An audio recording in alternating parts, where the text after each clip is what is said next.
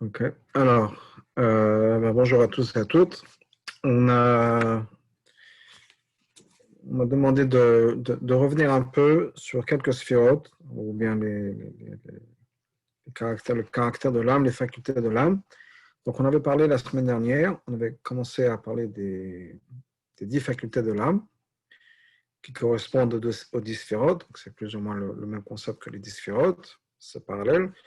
D'ailleurs, dans le Tanya, le Rabbi Shneor Zalman, le Alter Rebbe, le Mozaken, nous dit que les 10 facultés de l'âme découlent des 10 sphérotes. Donc, c'est la continuation de ces mêmes 10 sphérotes. Donc, ce n'est pas quelque chose de différent, ce n'est même pas quelque chose de parallèle. C'est vraiment la continuation à l'intérieur de l'être humain de ces 10 sphérotes. On a été créé à l'image de Dieu, donc nous avons en nous ces mêmes caractéristiques, si on peut dire, c'est qu'on opère, on fonctionne, on a une relation avec le monde qui passe par ces 10 facultés de l'âme. Donc, on avait parlé la semaine dernière longuement. On était passé assez rapidement sur les dernières sphérotes, mais on avait parlé longuement de Chochma, Bina et Da'at, ensuite de Chesed, Gvura et Tiferet. On avait parlé aussi de Netzach, Hod et Yesod, puis Malchut, mais on va revenir sur justement les facultés de Netzach, Hod et Yesod, et s'il nous reste un peu de temps sur l'idée de Malchut. Mais essentiellement aujourd'hui, Netzach, Hod et Yesod. Alors juste pour rappeler un peu là où on en était, et ces premières facultés de Chochma, Bina, Da'at, ensuite Chesed, Gvura et Tiferet. Donc, toute création, tout projet, toute activité, si on peut dire, commence avec un point de départ qui est donc une idée. Quel que soit le projet, quelle que soit l'idée, ça peut être le cours d'aujourd'hui, ça peut être de créer une œuvre d'art, ça peut être de préparer le repas de ce soir. Tout va commencer avec une idée. Donc ça, c'est la première chose, et ça, c'est le point de Chochma. Chochma, donc, c'est cette première idée, ce point de départ, qui lance cette création. Et encore une fois, c'est quelque chose qui va se répéter plusieurs fois. C'est-à-dire que si, par exemple, pardon, mon point de départ, c'est préparer le dîner de ce soir, et que je vais réfléchir à ce que je fais Chalavi ou Bassari, ben maintenant que je sais que j'ai un repas Bassari, j'ai un nouveau point de départ. Okay? Donc maintenant, Bassari, ça va être quoi? Poulet, viande, rôti, steak ou n'importe quoi. Donc, c'est un processus qui va se remettre en place plusieurs fois à travers les étapes, mais chaque chose a donc son point de départ, qui est la sphère de Chochma, qui est le point de départ. Le point de départ, ensuite, est développé, qui est le travail de Bina. Bina, c'est le développement de ce point de départ. Si je ne me trompe pas, la semaine dernière qu'on avait parlé de ça, on avait donné l'exemple, on avait montré aussi que c'est la même chose sur le nom de Hachem. Le nom de Dieu commence avec le Yud, qui est la plus petite lettre de l'alphabet en hébreu, qui est un point, si on peut dire ça, un point de départ. Puis, ce point est développé, ça devient la lettre He, qui est une lettre qui a 3 dimensions, une barre en haut, une barre à droite, une barre à gauche. Et donc, c'est prendre cette idée-là, ce concept, le développer, lui donner 3 dimensions, lui donner un concept, une entité 3-dimensionnelle, une existence 3-dimensionnelle, et au plus. Ça, c'est le travail de Bina, donc de développer l'idée. Da'at va être le transfert vers le côté émotionnel de l'idée, on va y arriver. Donc, au moment de Chochma et Bina, qu'est-ce que j'ai? J'ai un concept que j'ai développé. Par exemple, concept, c'est le cours d'aujourd'hui, ben on va faire quelque chose de plus facile. Concept, c'est qu'est-ce que je fais à dîner ce soir? Okay, c'est mon point de départ, le dîner. Et je développe ça en plusieurs possibilités. Bassari, khalavi, poulet, poisson, pâtes. Donc, je vais développer un peu tout ça. Et donc, ça va être le concept de Bina, je développe mon idée. Ensuite, ça va dépendre, bien sûr, de comment je me sens. C'est là où Da'at intervient, que je prends le concept qui est complètement théorique, complètement cérébral et intellectuel, et je vois comment ça me parle. Donc, si mon idée, c'est qu'est-ce que je vais faire à dîner ce soir, eh bien, une chose qui va jouer, c'est peut-être, oh, j'ai peut-être pas envie de viande, ou j'ai peut-être pas envie de lait, j'ai peut-être pas envie de ci, j'ai peut-être pas envie de ça. Donc, ça va me diriger dans une direction qui est que maintenant, c'est pas juste quelque chose de complètement technique, cérébral, c'est quelque chose qui me parle à moi, de quoi est-ce que moi j'ai envie, qu'est-ce qui me fait plaisir, etc. Et donc, je passe à l'étape d'après, qui est le côté émotionnel des choses, c'est-à-dire je me plonge maintenant de manière personnelle, je m'implique de manière personnelle dans ça. Jusqu'à là, c'était une réflexion intellectuelle. Je me suis servi du mot cérébral, froide, pensée. Et maintenant, je pense dans le monde de la réaction, du monde des sentiments, qu'est-ce que j'ai envie. Donc, une fois que j'ai Chokhmah et Bina, et Da'at, c'est un peu le coup, si on peut dire, qui va être le lien entre la tête et le cœur, la tête et le reste du corps, j'ai mon concept, je sais ce que je veux, j'ai l'idée. L'idée a été développée. Ensuite, on passe à Chesed, Gvura et Tiferet. Chesed, c'est, donc j'ai mon dîner, j'ai une idée de ce que je veux faire, là, je vais cuisiner, je vais aller au maximum. Okay? Donc, je vais aller jusqu'au bout, je vais cuisiner pour 100 personnes, je vais faire une entrée, un apéritif, une entrée, un plat principal, un dessert. Et il y a que voir qui dit, oh là là, attends, on se calme, il n'y a que toi toute seule à la maison, il n'y a pas de raison de cuisiner pour 100 personnes, il n'y a pas de raison de faire une entrée, un dessert et un plat principal, etc.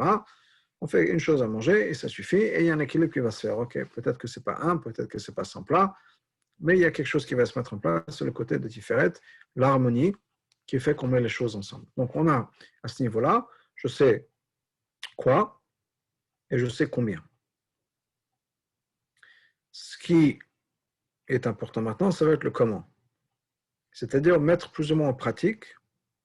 On n'est pas encore au niveau de la pratique, mais on avance dans cette direction.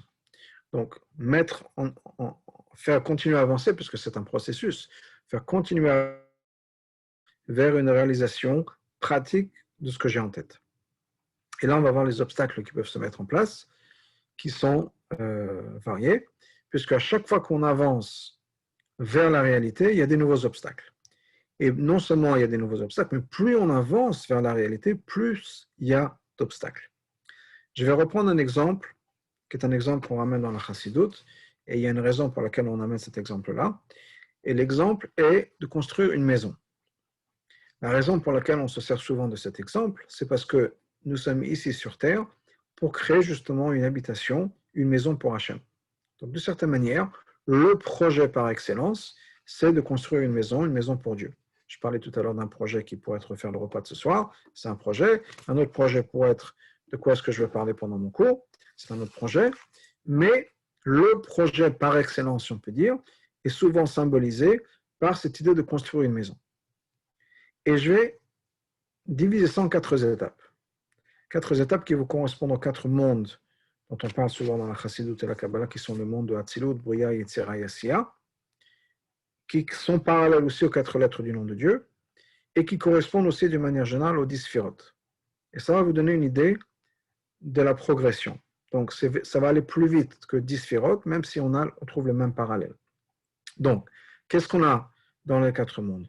Je vois si je peux me servir. Oui, je peux me servir du tableau. Alors, on va mettre le tableau en place, comme ça, ce sera peut-être plus facile. OK? Donc, on a la première étape qu'on avait dit, c'est le Yud, qui correspond au monde de Chokhmah. OK? Donc, ça, c'est la Chokhmah. Je vais faire un peu de texte ici. OK? Voilà. Donc, ça, c'est le monde de Yud. Et ensuite, on a Bina. Donc, ensuite, on a développé au niveau de Bina. On a développé ça. Je vais faire juste un lien entre les deux, comme ça, on n'a pas de problème d'avoir écrit le nom de Dieu. Okay. On a, oups, droite, cette ligne-là. Okay. Non, pas vraiment. Bon. On va donc faire le He, qui est donc le monde de Bria, ou bien le niveau de Bina. C'est bon aussi. Et ça correspond donc au monde de Bria aussi. Je vais faire une autre ligne à côté. Donc, ce parallèle qui est le même. C'est la même chose, ce parallèle qui est donc le monde de Hatzilut ici, le monde de Hatzilut, qui est essentiellement un monde de Chokhmah. C'est le monde de l'idée pure. Ensuite, on a le monde de Bria, le monde de Bina. Et ensuite, on va passer donc dans l'action. Et dans l'action, ça va être le moment des midot. Je vais faire ici le Vav. on a une idée de quoi il s'agit. Ça va être grave. OK. Si je suis déjà là, on va faire tout de suite une autre ligne pour le dernier, qui va être le monde de l'action. OK.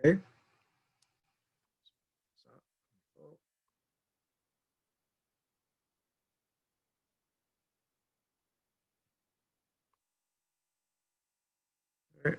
et voilà.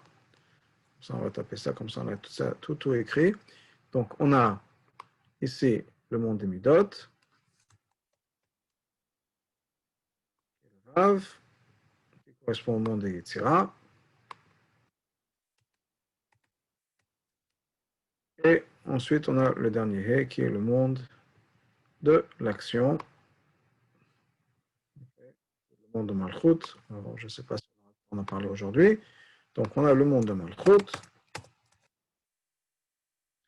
qui correspond au monde de Yetzira.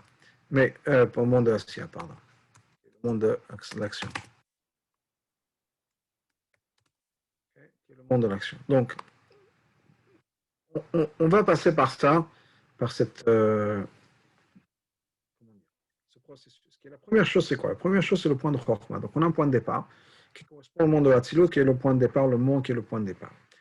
Alors, je reviens à l'exemple qu'on voulait donner. L'exemple, c'était quoi? C'était construire une maison. Donc, mon point de départ, c'est je veux construire une maison. C'est mon point de départ. Alors, il y a tout et rien dans cette idée. Qu'est-ce que je veux dire par là? C'est-à-dire que tout ce qui va venir dépend bien sûr de ce point de départ, mais il n'y a rien parce que c'est juste une idée. Donc, ce n'est pas une maison dans laquelle je peux habiter, il n'y a même pas de détails, il n'y a même pas de plan, il n'y a rien du tout. Okay? Le monde de Bina, c'est le monde où je vais développer cette idée-là. Okay? Donc, je développe mon idée. C'est quoi les grandes lignes que je vais avoir dans ma maison?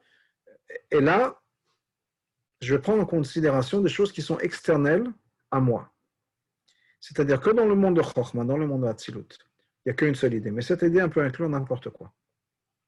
Je peux avoir une maison qui va être une bulle en l'air, qui va être une pyramide renversée, qui peut être n'importe quoi, qui va me coûter 100 milliards de dollars ou d'euros.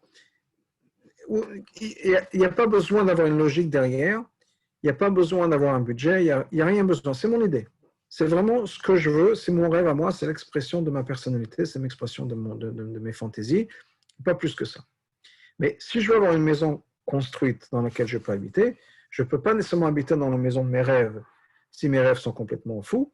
Il faut que je prenne en considération les réalités, si on peut dire, de notre monde. Et au fur et à mesure de ce processus, c'est-à-dire les réalités du monde vont devenir de plus en plus imposantes, avec les problèmes que ça peut générer. Donc, d'abord, j'ai mon idée. Mon idée, c'est à moi. Personne ne peut me dire quoi que ce soit. Il n'y a rien qui peut m'empêcher. Je peux faire un truc qui est complètement surréel. Il n'y a pas de problème. Une fois que je rentre dans le monde de Bina, c'est-à-dire que je développe mon concept, je veux vraiment une maison. Donc, j'avance vers l'accomplissement de mon rêve. Et je veux vraiment une maison. Ce n'est pas juste que je suis en train de rêver d'avoir une maison, mais je la veux vraiment. Donc, maintenant, j'ai besoin de prendre certaines considérations dans mon rêve. Par exemple, mon budget, mes besoins, les réalités de la physique. C'est-à-dire l'architecture, si on peut dire, il y a des règles de physique, mathématiques, etc., qui font qu'on ne peut pas construire n'importe quoi, n'importe comment. Okay? Donc, ne serait-ce que ces points-là, il y a déjà une réalité qui est à l'extérieur de moi. Je ne peux plus avoir la maison de mes rêves, je suis obligé d'avoir la maison de mon budget. Et si la maison de mes rêves me coûterait 1 milliard de dollars ou d'euros, mais que j'ai que 100 000 dollars à dépenser, ben, je vais être obligé de limiter mon rêve. Donc, il y a une considération. Si mon rêve, c'est d'avoir un petit studio quelque part tranquille, mais qu'on ait une famille de 15, et le petit studio quelque part, ça va être un problème. Donc, j'ai besoin de prendre en considération mes besoins aussi. Et j'ai besoin de prendre en considération les lois de la physique, comme je disais tout à l'heure. Donc, il y a des choses qui vont s'imposer. Maintenant, ça reste toujours très souple. Dans le sens où je peux imaginer une maison dans ma tête, disons, je vais avoir pour les besoins de ma famille et pour mon budget une maison avec 5 chambres à coucher, ça marche. Je peux imaginer que ce sera 5 chambres à coucher sur un étage. Je peux imaginer d'avoir deux étages. Et dans ma tête, ça va très vite. Donc, quand je suis en train de rêver, quand je suis en train d'imaginer ma maison, je peux très bien imaginer que j'ai 2 étages, et puis je me dis, non, 2 étages, je ne sais pas, c'est trop, j'ai des marches, je n'ai pas envie de monter, je fais un étage. OK, ben, j'ai changé ça dans ma tête, j'ai changé, ça n'a pas pris aucun temps, c'était très vite, et j'ai changé tout ça. Donc, la réalité des lois de la physique, la réalité de cette chose, elle est quand même assez souple. Je n'ai pas besoin d'investir beaucoup d'efforts dans tout ça. Je vais juste prendre un instant pour fermer la porte de mon bureau.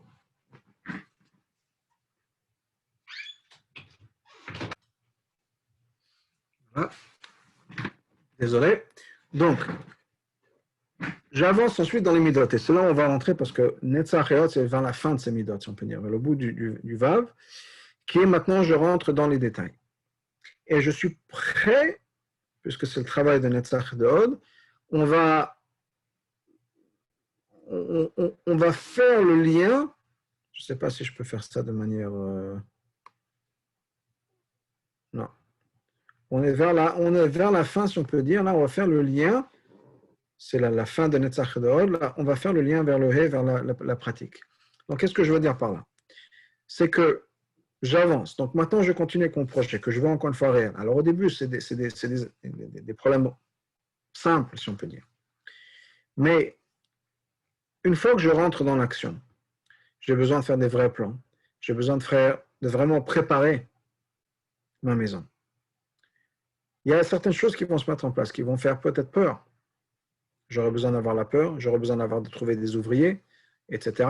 Donc, il y a des choses qui deviennent plus compliquées et qui sont, encore une fois, de plus en plus hors de mon contrôle. Parce que si j'ai besoin, je peux rêver ma maison, mais à partir de ce moment-là, j'ai besoin d'avoir les permis, ça dépend de la ville. Et peut-être que la ville va me dire, non, monsieur, on n'est pas d'accord avec ci, on n'est pas d'accord avec ça. Peut-être que je vais engager des ouvriers, que les ouvriers me disent, ah non, aujourd'hui, on ne travaille pas. Là, on va venir demain, et puis demain, ils ne viennent pas, et puis demain, ils me disent, oui, on voulait venir, mais bon. Il y a tout un tas de problèmes qui vont se mettre en place. Ou bien peut-être qu'ils vont commencer à travailler, et puis ils ne vont pas finir, ou bien ils vont commencer à faire des choses de travers. Donc, il y a toute une problématique qui va se faire, et plus on avance vers l'action, plus il y a de problèmes externels à moi, c'est-à-dire hors de mon contrôle, qui vont se mettre en place. Et j'ai maintenant besoin de réagir à ça. Et le travail de Netzach, de Hod et de Yesod, c'est comment réagir, c'est-à-dire comment continuer ce processus, parce que c'est un processus qui commence donc depuis le Yud, qui traverse vers le He, donc mon idée, que je développe, que je fais venir vers le bas, c'est la forme du Vav aussi, je fais venir vers l'action, et ensuite je passe à l'action qui est le travail de Malchut. Et là, il y a cette problématique qui est comment est-ce qu'on passe de la théorie à la pratique. Et des fois, ça bloque. On va en parler avec certains exemples, on va voir un peu de quoi ça va se passer, qu'est-ce que ça va représenter, mais on rentre dans cette problématique qui est comment est-ce qu'on passe de la théorie à la pratique, comment est-ce qu'on passe de l'intérieur à l'extérieur. C'est-à-dire que jusqu'à là, pour l'instant, d'une certaine manière, c'est un peu mon rêve à moi, c'est mes idées, mais là, j'ai besoin d'avoir une vraie maison, faite de briques, avec une maison qui va tenir debout, avec un budget à payer, avec des factures à payer, etc., etc. Et comment tout ça va se mettre en place, et ça, c'est le travail de Netzach, Hod et Yesod, qui sont, pour donner les parties du corps, on est Yud, c'est la tête, c'est l'intellect, et on commence à rentrer aussi, c'est bien sûr l'intellect aussi, mais on commence à rentrer, donc on avance vers le bas, le Vav, les Midot, ça inclut donc le corps de la personne, et les dernières Midot, donc il y a Chesed et Gvura qui sont la main droite et la main gauche, ensuite on a le corps de la personne, le tronc, et Netzach, Hod et Yesod, Netzach et Hod ce sont les jambes, et Yesod, c'est le membre de la personne qui est le membre de la procréation, qui va nous amener aussi le lien avec l'extérieur. Parce qu'à ce moment-là, on rentre en contact, grâce à ce membre-là, avec quelque chose qui est complètement extérieur de nous. Ensuite, Malchut, il y a quelque chose d'autre. Donc, comment est-ce qu'on va passer? C'est là où on se situe, donc vers la fin du Vav, si on peut dire, au niveau de Netzach et de Hod. Comment est-ce qu'on va se situer de la théorie à la pratique? Donc ça, c'est là où on en est. Et comme je disais, on est au niveau des jambes, si on peut dire au corps. Les jambes, ça sert à quoi? Les jambes, ça sert justement à nous déplacer. Je suis moi comme je pense, là où je suis, dans mon monde, dans ma bulle, et maintenant je veux me déplacer, me transporter dans une autre réalité. pour pouvoir accomplir quelque chose. Comment est-ce qu'on fait, ce transport va se passer? Comment est-ce que ce transport va se faire? La première chose, et ça c'est le travail de Netzach. Netzach, on traduit ça souvent comme la victoire, mais c'est aussi l'endurance. C'est-à-dire que la première chose à faire, quand je fais face à une problématique, et des fois c'est une problématique difficile, et on se sert du concept de victoire. Victoire, ça nous fait penser à la guerre, c'est-à-dire qu'on est vraiment dans une bataille. Et une bataille, c'est difficile. Et qu'est-ce qui va se passer dans une bataille? Ça peut être une bataille sur un terrain de football, ça peut être une bataille du préserve sur la guerre, ça peut être une bataille dans d'autres choses. Mais la première chose qu'on a souvent dans une bataille, c'est qu'on peut avoir des idées. Dans ma tête, ça a un sens, mais tout d'un coup, je dois faire face à quelqu'un d'autre. Okay? Et là, quand je suis confronté par la réalité, j'ai deux options. Une option, c'est de continuer, et l'autre, c'est de m'arrêter. C'est-à-dire, oui, mais j'avais une bonne idée, c'est pas possible, c'est pas possible. Et Netzach, c'est justement le contraire. Le Netzach, c'est l'endurance. On va continuer, c'est la victoire. C'est-à-dire, je n'abandonne pas, je continue. Dans le cours la semaine dernière, je disais que Netzach, c'est le tank. On avance, on continue à avancer. Comme ces soldats qui se retrouvent sur le front et qui avaient tout un tas de plans en tête et tout un tas d'idées que le général leur avait dit, etc. Il y avait toute une stratégie, ou bien l'équipe de foot sur le champ de football, le terrain de football, ils ont leur stratégie, etc. Le joueur d'échecs qui avait pensé à un plan, mais maintenant il fait face à quelqu'un d'autre. Il y a une réalité qu'il ne contrôle pas, qui est la personne en face. Comment est-ce qu'il va réagir par rapport à ce qui se passe? Est-ce qu'il va continuer ou est-ce qu'il va s'arrêter? Netzach, la victoire, c'est justement on continue. Continuer, ça veut dire deux choses. Premièrement, ça veut dire je n'abandonne pas. Et deuxièmement, ça veut dire je ne vais pas laisser qui que ce soit me gagner. Parce que c'est quelque chose qui va toucher au plus profond de moi-même. Maintenant, ça devient personnel. C'est moi qui dois gagner. Donc, Netzach, c'est la capacité, et ce qu'il nous demande aussi, donc Netzach, c'est le besoin, la capacité de pouvoir continuer à avancer malgré les difficultés. Comme je disais, c'est le tank sur le champ de bataille qui va continuer. Maintenant qu'on a rencontré l'ennemi, on a rencontré la difficulté, eh bien on continue, on ne va pas s'arrêter. C'est l'endurance, c'est la capacité de pouvoir continuer, c'est la capacité de dire je n'abandonne pas, j'irai jusqu'au bout. Donc maintenant qu'il y a des difficultés, comme on veut construire la maison et qu'on a envoyé des plans à la mairie et que la mairie nous a rejeté les plans en disant non, ou bien qu'on a demandé un prêt hypothécaire et que la première banque nous a dit non, on n'abandonne pas, on continue. On va continuer dans mon projet. Donc ça, c'est quelque chose de très important. Je vais raconter une histoire qui, dans ma tête, illustre un peu cette idée-là, de continuer. C'est justement une histoire liée avec l'armée. Il y a un amiral dans la Navy américaine, qui est dans la marine américaine, qui me raconte l'histoire suivante. Cet amiral, c'est l'amiral William McRaven. Et il raconte l'histoire suivante. Il a dit que dans l'entraînement des soldats, il y a des moments qui sont très, très, très difficiles. Vraiment, il pousse les soldats. Bon. Lui, il était entre autres responsable d'une équipe, on appelle ça les Navy SEAL, qui sont vraiment une équipe d'élite. Et on pousse vraiment les soldats pendant leur apprentissage à bout et on prend que les meilleurs. C'est-à-dire, il y en a qui vont abandonner parce que pendant cette période d'apprentissage, justement, ils les poussent à bout pour voir ceux qui vont tenir et ceux qui ne vont pas tenir. Donc, il y a une période très difficile. Entre autres, il dit là, dans cette période la plus difficile, il y a une semaine qui est vraiment l'enfer. Il pousse vraiment, c'est dans cette semaine qu'il y a le plus de monde qui abandonne cet entraînement. Donc, ils sont poussés. Entre autres, il dit qu'est-ce qui se passe? Le premier jour, ils arrivent dans un endroit et c'est un champ, si on peut dire, rempli de boue. Mais c'est une boue qui colle au corps, froid, humide et qui colle à la personne. Ils passent la journée dedans, dans la boue jusqu'au cou. Et à la fin de la journée, ils sont épuisés, ils ont froid, ils sont fatigués, étant dans l'humidité toute la journée, leur peau ne supporte rien, etc. C'est vraiment une expérience horrible, horrible, horrible pour tous ces soldats. L'idée, justement, c'est de tester leur endurance. Arrive le soir, à la fin de cette première journée, et les soldats, ils sont épuisés, ils n'en peuvent plus. Il y en a qui sont en train qui tremblent de froid, c'est une situation horrible. Et à côté, il y a un groupe d'officiers.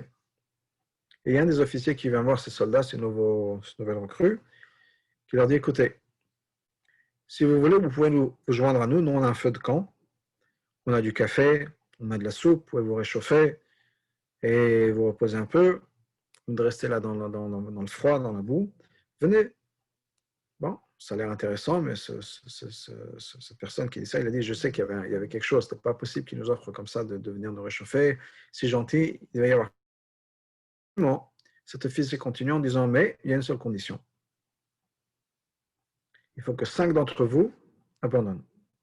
Si 5 parmi ce groupe de soldats abandonnent, arrêtent l'entraînement, tous les autres peuvent profiter, avoir la soupe, se réchauffer, café, être au chaud, etc. Pour l'instant, qu'une minute ou deux, il n'y a personne qui bouge. Et puis, il y en a un qui se lève, un soldat qui sort. Il dit, OK, il n'en peut plus, il est prêt à quitter. Et cette personne qui raconte l'histoire, il s'est dit, je sais très bien qu'une fois qu'il y en a un qui quitte, ça va très vite. Effectivement, il y a un deuxième qui se prépare à venir. Et tout d'un coup, avant qu'il y ait un troisième, il y a quelqu'un qui commence à chanter. Dans ce groupe de soldats en train de passer l'entraînement. Et tous les soldats se mettent à chanter ensemble. Tout ce groupe de soldats, de jeunes recrues, se mettent à chanter ensemble. Tant et si bien que ça a créé une atmosphère où même ces deux qui étaient prêts à partir et qui étaient déjà sortis, qui avaient quitté un peu le groupe, reviennent dans leur boue, si on peut dire, et restent avec les autres. Et ça, c'est cette endurance, c'est-à-dire on va y aller jusqu'au bout. Il n'y a rien qui va nous arrêter et on va aller jusqu'au bout, personne ne va m'arrêter. Donc c'est puiser à l'intérieur de soi-même cette idée que même s'il y a des difficultés dans la vie, on va continuer. Et c'est aussi l'espoir, le courage de continuer. Des fois, c'est juste la bataille. C'est-à-dire que je fais en sorte que même si comment dire, même si il y a des choses qui me font peur, mais je vais aller jusqu'au bout. Quoi qu'il arrive, c'est cette inspiration, ce courage, comme dans la chanson, qui va faire que, quoi qu'il arrive, je continue à avancer, il n'y a rien qui va m'arrêter. Et donc ça, c'est cette idée-là, ce courage de continuer face aux difficultés. Ça se passe, donc ça s'exprime sur la persévérance, ça s'exprime sur cet esprit des fois de compétition. On peut jouer avec ça, l'idée qu'on ne veut pas perdre. Et il y a plein de choses comme ça. Des fois, en ce moment, c'est les jeux électroniques sur le téléphone ou le machin comme ça, les gens qui veulent apprendre des langues. Et comment est-ce que ça marche tout ça? Ils font un tableau de score. Vous êtes numéro 1. Tous les gens qui ont la même application que vous, tous les gens qui font le même jeu que vous, vous êtes numéro 1, vous êtes numéro 10, vous êtes numéro 100, et vous pouvez gagner des points, vous pouvez gagner un trophée, qui ne veut rien dire, bien sûr, mais ce n'est pas grave. On a à l'intérieur de nous cet esprit de compétition qui est joué avec cet esprit de Netzach qu'on a à l'intérieur de nous, qui fait qu'on veut être le premier, on veut être le deuxième, on veut faire partie des 10 premiers, etc. Et tout ça, c'est quelque chose qui nous donne cette habilité de pouvoir continuer, même si c'est difficile, même si on a peur, on continue. Ça, c'est le travail de Netzach. Il y a encore un point à rajouter. Netzach et Hod aussi, qui travaillent en parallèle, de la même manière que Chesed et Gvura travaillent en parallèle, mais Netzach et Hod sont, comme je l'ai dit, représentés dans la Kabbalah Chassidut, les jambes, mais ça représente aussi les reins. Et les reins dans notre tradition, c'est les reins qui donnent conseil, qui portent conseil. Klayot, Yoatzot. Ça veut dire quoi? Ça veut dire que dans cette détermination que j'ai, des fois on a besoin de recalculer la mise, de recalculer le jeu. C'est quand on est dans le GPS, dans Waze, et qu'on s'est trompé de chemin, et dit je recalcule. Okay? Donc, ça fait partie de cette même idée-là, que si je veux continuer à avancer, que je fais face à un mur, je fais face à une situation qui est telle et telle et telle, je peux soit essayer de me casser la tête à travers le mur, c'est peut-être pas la meilleure idée, ou bien essayer de trouver un autre chemin. Ça fait partie de ce même esprit de victoire qui est je vais continuer, mais comment est-ce que je vais continuer à avancer? Quelle est la meilleure manière pour moi de continuer à avancer? Et donc, ça, c'est Klayot Yotzot, c'est ce rein qui va me porter conseil, qui va me dire OK, si je veux continuer, j'ai besoin de réfléchir à savoir comment. Donc, ça va ensemble avec cette même idée. Je continue, j'avance, et des fois, j'ai besoin de réassesser la situation, de réfléchir à comment est-ce que je peux avancer, comment procéder. Ça, c'est le concept de Netzach. En parallèle, je voudrais juste rajouter un autre point, pardon. Le pasuk nous dit dans Teilim, Nimod bimincha netzach, que netzach c'est le kavayimin, c'est la ligne de droite, c'est-à-dire que c'est la continuation de chesed.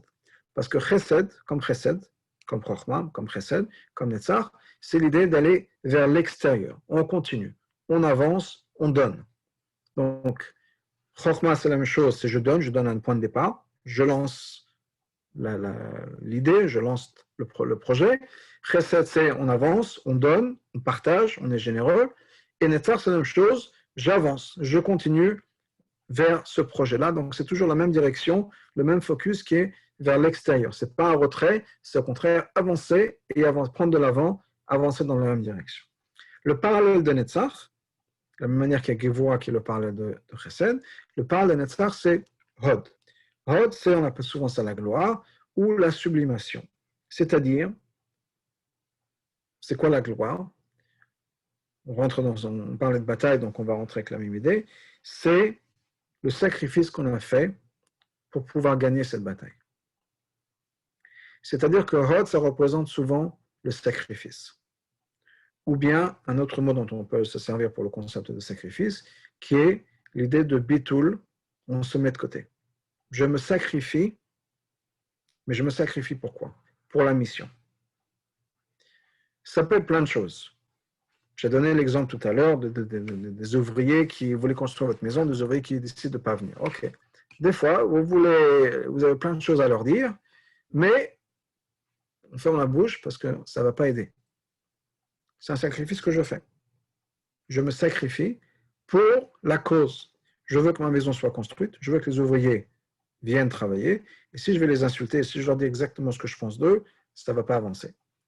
Donc ça, c'est, je deviens un soldat glorieux, si on peut dire, parce que pour gagner la bataille, ou pour gagner la guerre, disons, je suis prêt je me mets de côté, je prends sur moi, j'avale, pour pouvoir avancer pour ce qui est bien. Donc ça, c'est ce concept de bitul, d'humilité. Et ça peut être à plein niveau. On parlait tout à l'heure d'un match de foot. Ça peut être justement ce joueur de foot qui va passer le ballon à quelqu'un d'autre parce que cette personne-là pourra faire un goal plus facilement que lui. Il est sur un meilleur angle, même une meilleure position. Et ce n'est pas lui qui va marquer le point. Et quand il y aura dans les nouvelles que sera marqué que l'équipe telle et telle aura gagné, mais que c'est tel et tel joueur et footballeur qui aura marqué le point, ce ne sera pas lui. Donc il se sacrifie sa gloire personnelle pour la mission, pour l'équipe, pour le jeu. Et ça, c'est ce concept de Hod aussi. Donc le sacrifice qu'on va faire, et c'est cette idée de sublimation dont je parlais, cette idée de bitul, le sacrifice que je fais pour la mission qu'on veut accomplir. Et la même manière qu'on a voix qui est une retenue, Hod, c'est aussi une retenue. Comme je disais, je retiens mon ego, je retiens ma gloire personnelle, je retiens les mots que je voudrais dire à quelqu'un pour pouvoir faire avancer l'idée. Et c'est un point important, c'est une méthode très importante, parce que cette habilité de pouvoir se mettre de côté est quelque chose qui va faire avancer énormément de projets, si on est capable de le faire. C'est vrai, par exemple, dans le cadre d'un couple, Shalom Bayit. Okay? On apprend ça souvent avec le temps. Il y a souvent des jeunes mariés qui n'ont pas vraiment cette idée-là, qui ne comprennent pas très bien, qu'on n'est pas obligé de tout dire à la personne qu'on a en face de nous. Des fois, il vaut mieux ne rien dire. Et c'est mieux comme ça. On dit qu'il y avait une femme qui était voir une fois un rave, elle a un problème de Shalom Bayit, et elle a dit à chaque fois que mon mari rentre du travail, c'est la guerre. Il me prend la tête, il m'insulte, il me crie dessus, il est énervé, après une journée au travail, je ne sais pas quoi faire. Le rave lui dit, vous savez quoi, madame? J'ai une ségoula pour vous. Il dit, ok, essayons. On dit, voilà, quand vous entendez la porte qui va s'ouvrir, vous entendez la clé dans la porte, prenez une gorgée d'eau dans la bouche. Et ne l'avalez pas pendant une demi-heure. C'est une ségoula, badouk ou menoussé. Vous prenez cette gorgée dans la bouche pendant une demi-heure, vous ne l'avalez pas, après une demi-heure, vous pouvez l'avaler. Badouk ou menoussé, c'est une ségoula pour Shalom Bayit. Bon. La femme, elle est un peu étonnée, comment si elle va prendre de l'eau dans la bouche, ça va aider son mari. Mais elle n'a rien à perdre. Donc, elle essaie de faire ça pendant 1 mois. Et après 1 mois, elle revient voir le Rav et dit, Rav, c'est un miracle. C'est un miracle. Cette ségoula, elle marche. Et vous avez aucune idée. Mon mari est rentré à la maison. Dès que j'entendais la porte qui s'ouvrir, je prenais cette gorgée d'eau dans la bouche pendant une demi-heure. Pas de cris, pas d'énervement à la maison. Tout est calme. Mon mari est calme. C'est mamash un miracle. Je suis le Rav. Bon. Cette histoire, on la raconte comme ça, on aurait pu la raconter dans le sens inverse, avec un mari qui a pris une gorgée d'eau dans la bouche. Mais bon, c'est comme ça que j'ai entendu cette histoire. Qu'est-ce qui se passe? Bien sûr, on comprend très bien. Elle n'a rien dit pendant une demi-heure. Son mari arrivait à la maison. Elle lui disait rien. Pas de critique, pas de commentaire, pas de faire ci, va faire ça, t'occupe-toi des enfants, va faire les courses, va m'aider. Le mari était content, il n'y a pas de dispute. Parce que des fois, on a besoin justement de rien dire et ça peut faire avancer les choses. Ça, c'est au niveau de Shalom Bayit. On n'est pas obligé de tout dire. Au niveau du Chinour, c'est la même chose.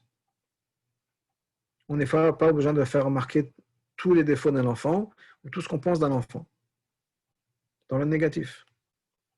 On a besoin des fois de rien dire. C'est un sacrifice, parce que des fois on a envie de dire des choses à ses enfants. Tu t'es pas levé à l'heure, t'as pas, pour faire la tefila, tu n'es pas venu au minyan, tu es venu trop tard, tu n'avais pas ton chapeau, tu n'avais pas ta veste, tu parlais pendant la prière. On peut critiquer des choses. Okay? Et la même chose pour une fille, la tsniout, le machin, un truc, on peut critiquer. Et des fois, il ne veut rien dire. Il y a un sacrifice. Maintenant, ce n'est pas juste un sacrifice. C'est un sacrifice du superflu pour la mission. Comme je disais tout à l'heure avec le footballeur, mais c'est vrai aussi à la maison. Ce n'est pas juste je me sacrifie. J'ai un but dans mon sacrifice. Et c'est pourquoi c'est important de dire que j'ai un but dans mon sacrifice. Parce que je sais quoi sacrifier, je sais ce qui est essentiel et ce que je ne peux pas sacrifier. Donc j'ai besoin d'avoir une clarté dans la mission et je suis complètement battel à ma mission. Je m'annule complètement devant ma mission et ce qui compte, c'est la mission. Ce n'est pas mon intérêt à moi personnel. Donc j'ai besoin de faire un travail de réflexion profond et poussé au niveau de Hod, qui est quelles sont les valeurs essentielles sur lesquelles j'ai vraiment, qui sont, si on peut dire, sur lesquelles on ne peut pas du tout en parler. Il n'y a rien à discuter. Il n'y a pas de compromis possible. Et quelles sont les choses sur lesquelles on peut avoir un compromis? Donc, Hod me demande aussi une réflexion profonde sur la mission essentielle, découvrir quelle est l'essence des choses, qu'est-ce qui est important et qu'est-ce qui est superflu. Et des fois, on perd un peu le sens de l'important, de l'essence et du superflu. Des fois, on se dit, OK, c'est un paquet, si on peut dire. Pour avoir un garçon qui est comme il faut qu'il fasse Shabbat, il faut qu'il mette les tefilines, et il faut qu'il ait un chapeau et une veste. Est-ce que tout est au même niveau? C'est une réflexion à avoir. Est-ce qu'il y a des choses qui sont plus importantes que d'autres? Est-ce que, pour une fille, est-ce que une fille doit faire Shabbat, manger kasher, etc. Est-ce que la tsniout, c'est la même chose? C'est une réflexion à avoir, et peut-être je ne me donne pas le résultat de cette réflexion, c'est une réflexion à avoir avec soi-même, avec son rab, etc. Dans un mariage, la même chose. Est-ce que ça vaut la peine de me disputer avec la femme que j'aime parce que elle a fait quelque chose de pas correct ou quelque chose que je n'apprécie pas, ou bien des choses sur lesquelles qui sont tellement essentielles que je mette ça de côté. Okay? Ça peut être le mari qui va faire les courses le vendredi, sa femme lui donne. Okay? Il arrive à la maison avec toutes les courses qu'il a fait et Baruch Hashem, il ne s'est pas trompé de quoi que ce soit. Et il arrive à la maison et sa femme dit, ah, tu sais quoi chérie, j'ai oublié de te dire qu'il fallait acheter des tomates. Et qui se met en colère. Ouais, pourquoi tu ne m'as pas dit, maintenant il faut que je ressorte, etc. Au bout du compte, qu'est-ce que tous les deux veulent? Un bon Shabbat ensemble dans la paix. Est-ce que ça vaut la peine de se disputer pour des tomates? C'est ça qui est essentiel? Ou bien, soit il revient pas, soit il dit, regarde chérie, cette semaine on n'aura pas de tomates, ou bien il retourne au magasin, parce que l'essentiel c'est quoi? C'est de passer un bon Shabbat ensemble. C'est pas de se disputer. Donc on a besoin de réfléchir. Quelle est l'essence des choses? Qu'est-ce qui est important? Qu'est-ce qui est essentiel dans ma vision des choses? Et qu'est-ce que je peux mettre de côté?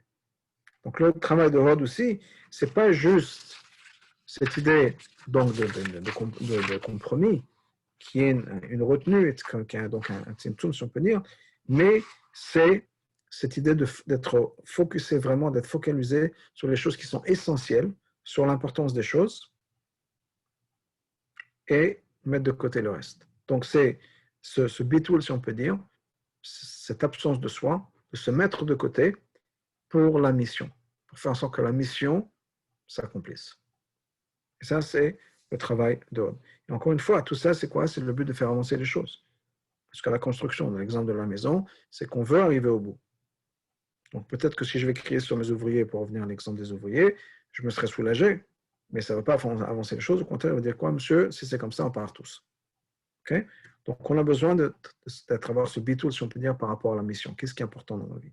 Et c'est lié bien sûr au concept Hod, au concept de Modéani, au concept du fait qu'on est des Yehudim, des Juifs, parce que ça vient de la même racine du mot de Hod, qui est qu'on a cette capacité de se mettre de côté, de se sacrifier pour Dieu et pour la mission.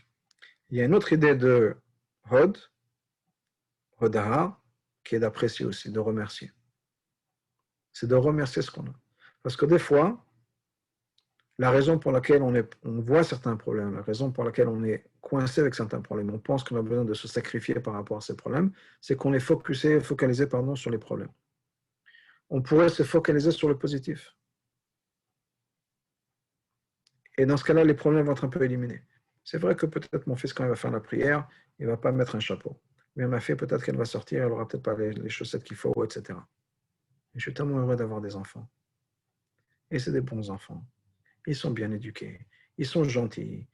Et tout d'un coup, plus on se focus sur le positif, plus le négatif disparaît de certaine manière automatiquement.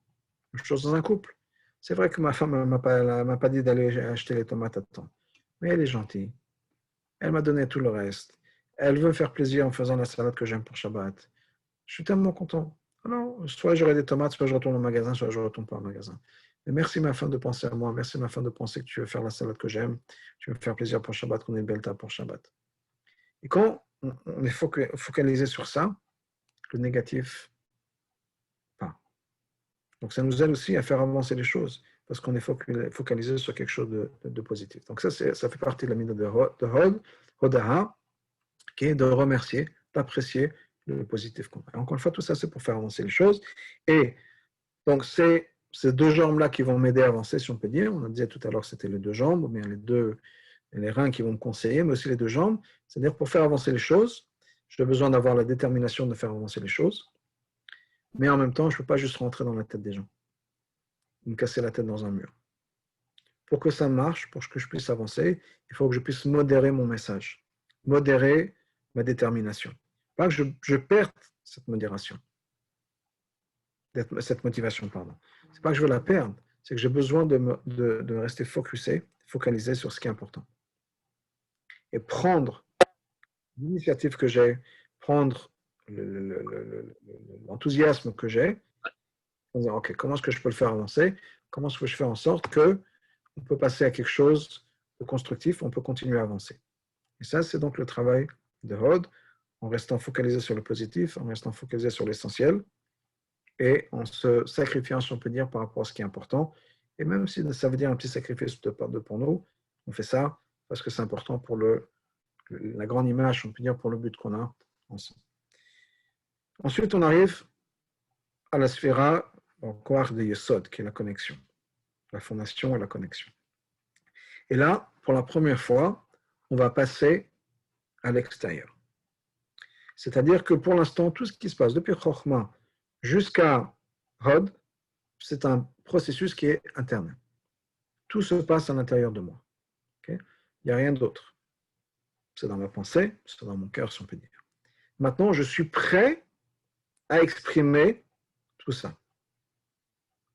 Donc, on va passer pour la première fois vers le monde extérieur. Le monde extérieur, maintenant, je passe. C'est un peu le moment de Yesod, le moment où, par exemple, il y a un plongeur qui est sur le plongeoir de je ne sais pas, 5 mètres de haut, et qu'il est là, et qui regarde en bas, et qui va sauter. Il n'a pas encore sauté, mais il est au point 2. Ça, c'est ce Yesod.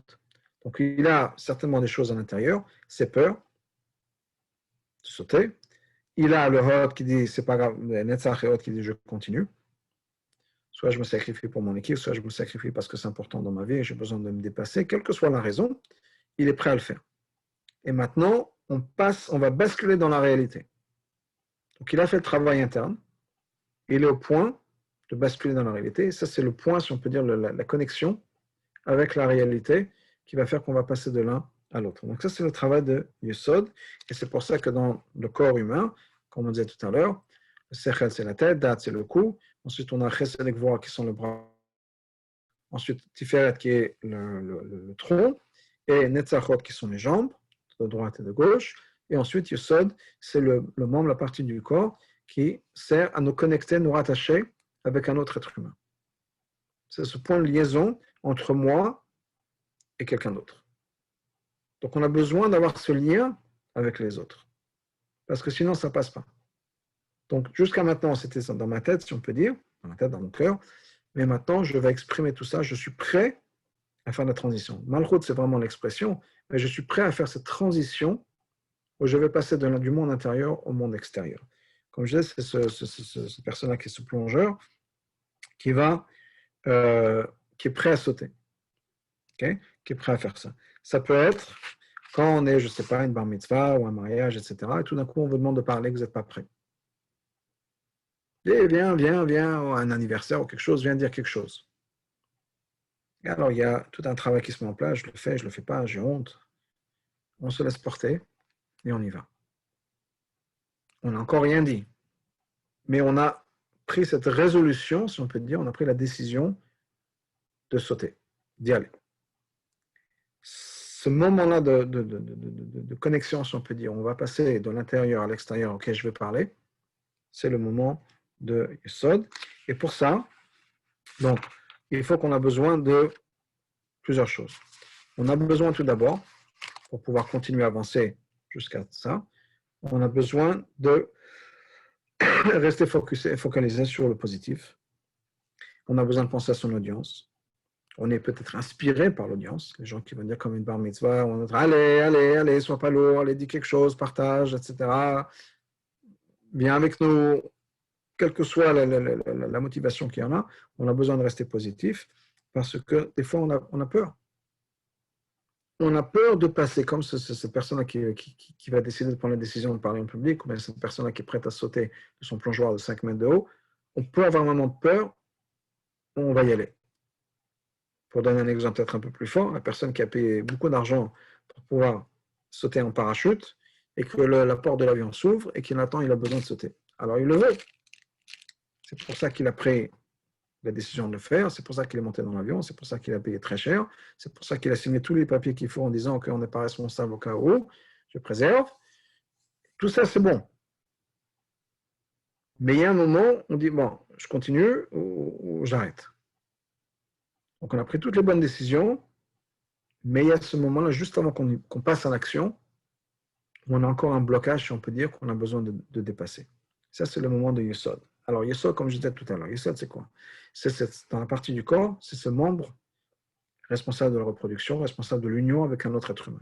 Et pour ça, on a besoin d'avoir plusieurs choses pour pouvoir s'unir avec un être humain. Premièrement, on a besoin d'être dans la bonne humeur, si on peut dire. Donc, on a besoin de rester focalisé sur le positif, sur l'inspiration qu'on a.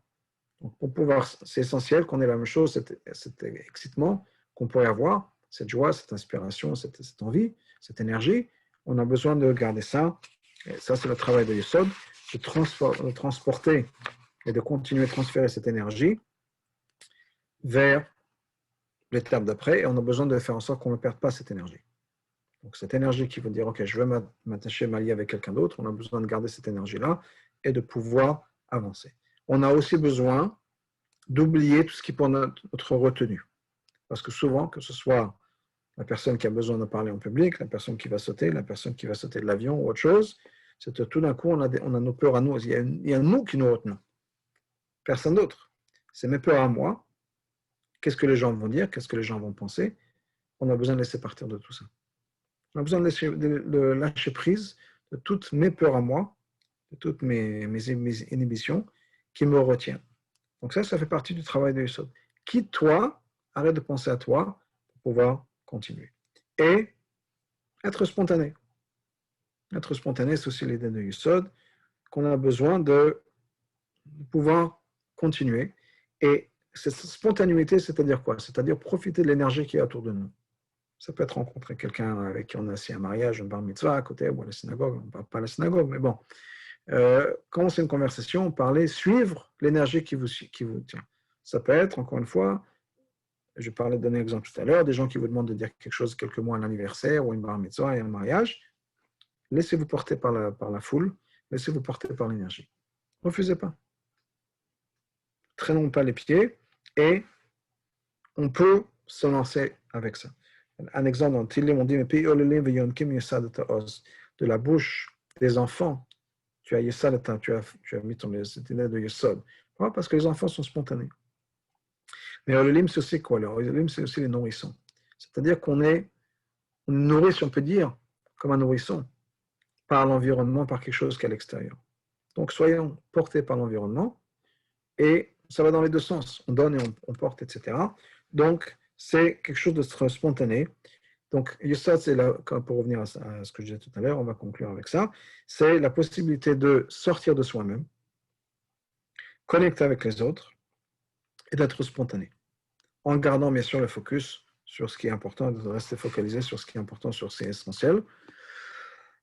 Garder cette inspiration qu'on a eue, parce que c'est les inspirations, l'excitement, la joie, c'est important, c'est essentiel pour le concept de Yesod, et de pouvoir passer ensuite à l'action. Donc c'est le dernier lien, le dernier maillon dans cette chaîne qui commence avec un concept qu'on développe, qu'on ramène à soi, au personnel, et ensuite on est prêt à lâcher prise, si on peut dire, à se laisser porter par ce concept et continuer malgré les problèmes, malgré les freins qu'on pourrait rencontrer en route, etc. Et on est porté par le concept, on est capable de transférer ce concept aux autres, de partager ça avec les autres. Et donc l'idée de Yesod, c'est bien sûr aussi l'idée de partager, de pouvoir être là avec les autres, apprécier le positif, et jusqu'à qu'on arrive à la dernière étape qui est Malchut, qui est la réalisation. C'est le monsieur qui va sauter de l'avion, sauter du plongeoir, qui va faire son discours à la bar mitzvah, qui va être, quelle que soit la situation, on arrive, on y passe, et donc on passe à l'action. Voilà, je m'arrête là. S'il y a des questions. Avec plaisir. Ok, je vous écoute. On connaît habituellement le couplage entre Chesed et Goura à travers Achamim. Est-ce que vous pouvez expliciter le couplage qui se fait entre Netzar et Hod à travers Yesod? C'est encore une fois, c'est un continu, dans le sens où, effectivement, Tiferet, c'est l'équilibre entre Chesed et Gvura, c'est-à-dire combien on donne, combien il y a de retenue, et ensuite il y a un équilibre qui va se mettre en place. La même chose au niveau de Netzach et Hod, c'est-à-dire est-ce que je rentre dans le mur ou bien est-ce que je me retiens, et l'équilibre se retrouve au niveau de Yesod, c'est-à-dire je vais trouver un équilibre qui va me permettre de partager ce concept-là. Ça peut être, comme je disais tout à l'heure, je ne sais pas, on a parlé d'une équipe de foot, ou ça peut être n'importe quoi, dans le concept de Shalom Bayit. Okay? Le concept de Shalom Bayit, c'est donc Netzach, c'est je lui rentre dedans, et Hod, c'est non, au contraire, je me retiens. Okay? Et ça va déterminer quoi? Si je veux avoir un lien avec cette personne qui est en face de moi, puisque Yesod, c'est le lien, c'est la connexion avec cette personne-là, comment est-ce que je vais gérer ça? Est-ce que je rentre dedans? Est-ce que je ne rentre pas dedans? Donc, c'est Yesod qui va être l'équilibre, qui va, comme Tiferet, qui va déterminer combien est-ce que je vais être déterminé et têtu, et combien est-ce qu'au contraire, je serai flexible et comment ça s'appelle? Et malléable. Et donc ça va passer par Yesod, qui va être le lien que j'ai avec la personne, qui va déterminer comment j'avance avec ça.